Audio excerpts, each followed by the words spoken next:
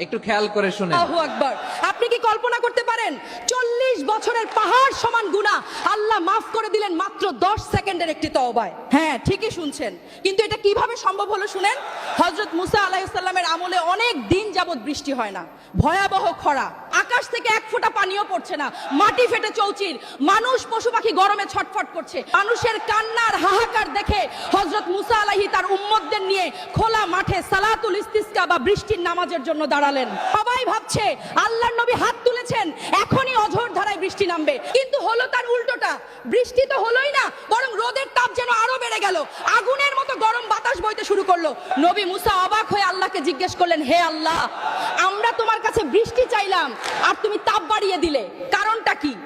আল্লাহর পক্ষ থেকে জবাব এলো, মুসা, এই ভিড়ের মধ্যে এমন একজন পাপিষ্ঠ ব্যক্তি আছে যে গত 40 বছর ধরে টানা আমার নাফরমানি করছে। তার একটা গুনাহের কারণে আমি আজ